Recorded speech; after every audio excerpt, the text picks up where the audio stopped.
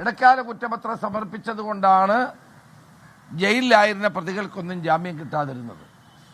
ഇത്രയും പ്രമാദമായൊരു കേസ്, ഈ അമ്പലക്കള്ളന്മാരെ സംരക്ഷിക്കാൻ വേണ്ടിയുള്ള നടപടികളുടെ ഭാഗമാണ് ഇടക്കാല കുറ്റപത്രം സമർപ്പിക്കാതിരുന്നത്.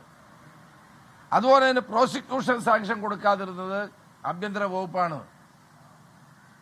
അതോടൊപ്പം തന്നെ സ്വർണത്തിനെ സംബന്ധിച്ചുള്ള കെമിക്കൽ അനാലിസിസ് റിപ്പോർട്ട് കിട്ടാത്തതും പിന്നിൽ ഗവൺമെന്റാണ്.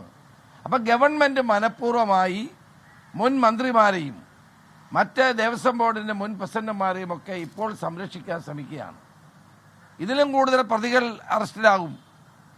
ഇനിയും CPM-ന്റെ പല നേതാക്കന്മാരും ജയിലിൽ പോകേണ്ട ക്യൂ നിൽക്കുകയാണ്. അവർ ജയിലിൽ പോകുമെന്നുള്ള പേടി കൊണ്ടാണ് മുഖ്യമന്ത്രി ഈ കേസ് അട്ടിമറിക്കാൻ വേണ്ടി ശ്രമിക്കുന്നത്. അദ്ദേഹത്തിൻ്റെ ഇന്നലത്തെ പ്രസംഗം, പത്തനംതിട്ടയിലെ പ്രസംഗം കേട്ടാൽ തന്നെ നമുക്കറിയാം യഥാർത്ഥ കള്ളന്മാർ അത്യാവസ്ഥ പുറത്തു വരാനാണ്.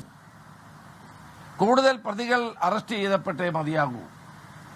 ദേവസ്വം വകുപ്പിന്റെ ചുമതല വഹിക്കുന്ന മന്ത്രി വാസവന് ഇത് വളരെ ബോധപൂർവമായി കോടതിയുടെ നിയന്ത്രണത്തിലുള്ള SIT-യുടെ അന്വേഷണത്തെ മരവിപ്പിക്കാനും ആ കേസ് തേച്ചു മായ്ച്ചു കളയാനും ഉന്നതങ്ങളിൽ ഗൂഢാലോചന നടക്കുകയാണ്.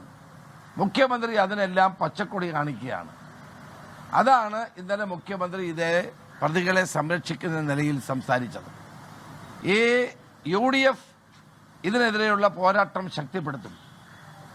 കോടാനുകോടി വരുന്ന അയ്യപ്പ ഭക്തന്മാരുടെ വികാരങ്ങളെ വ്രണപ്പെടുത്തിയ ഈ സംഭവത്തിൽ യഥാർത്ഥ പ്രതികൾ മുഴുവൻ അറസ്റ്റ് ചെയ്യുന്നത് വരെ UDF പ്രക്ഷോഭവുമായി മുന്നോട്ട് പോകും. ശക്തമായി തന്നെ ഞങ്ങൾ ഈ വിഷയം ജനങ്ങളുടെ മുന്നിൽ അവതരിപ്പിച്ചുകൊണ്ട് മുന്നോട്ട് പോകുമെന്നാണ് എനിക്ക് പറയാനുള്ളത്.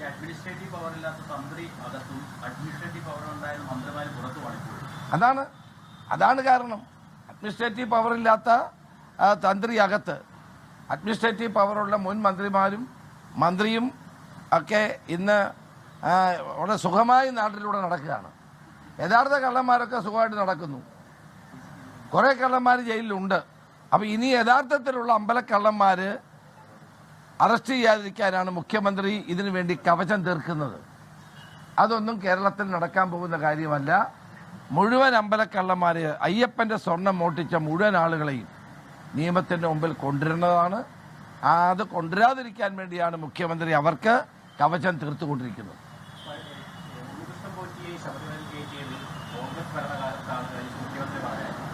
എന്താ കോൺഗ്രസ് ഭരണകാലത്ത് അദ്ദേഹത്തിന് വല്ല നിയമനം കൊടുത്തു? അവിടെ മുഖ്യമന്ത്രി എന്ത് കാര്യം, എന്ത് അടിസ്ഥാനരഹിതമായ കാര്യം